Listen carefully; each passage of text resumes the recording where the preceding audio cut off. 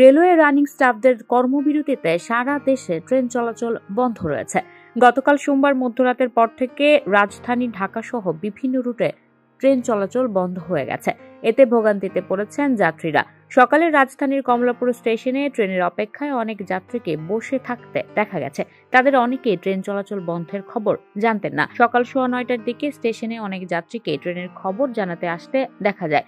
Train চলবে না জেনে অনেকে স্টেশন ছেড়ে চলে যান। তবে বয়স্ক ও নারীদের স্টেশনেই অপেক্ষা করতে দেখা গেছে। রাজশাহী, চট্টগ্রাম, খুলনা, পঞ্চগড়, দিনাজপুর সহ বিভিন্ন জায়গায় স্টেশনে ট্রেনের অপেক্ষায় যাত্রীদের বসে থাকার খবর জানা গেছে।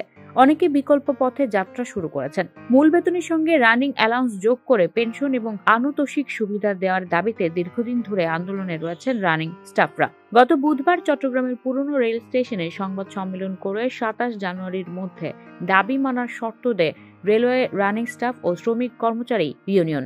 অন্যথায় 28 জানুয়ারি থেকে রেল চলাচল বন্ধ করে দেওয়ার ঘোষণা দেয় তারা। এই রানিং স্টাফরা হলেন গার্ড, ট্রেন চালক, সহকারী চালক ও টিকিট পরিদর্শক। তারা সাধারণত দীর্ঘ সময় ট্রেনে দায়িত্ব পালন করেন। দৈনিক 8 ঘন্টার বেশি কাজ করলে বেসিকের হিসেবে বাড়তি অর্থ বেতন পেতেন তারা। এছাড়া অবসরের পর বেসিকের সঙ্গে এর 75% অর্থ যোগ করে অবসরকালীন অর্থের হিসাব হতো। তবে 2021 সালের 3 নভেম্বর এই সুবিধা সীমিত করে অর্থ মন্ত্রণালয়। রেলপথ মন্ত্রণালয়ের উপদেষ্টা মোহাম্মদ ফজল করিম খান গতকাল বলেন, তার মন্ত্রণালয় আন্দোলনরত কর্মীদের প্রতিনিধিদের সঙ্গে আলাপ আলোচনা করছে। ট্রেন বন্ধ করে সাধারণ মানুষকে দুর্ভোগে না ফেলার আহ্বান জানান তিনি। You are watching Raj TV, Jagorone, Bangladesh. Please subscribe our channel.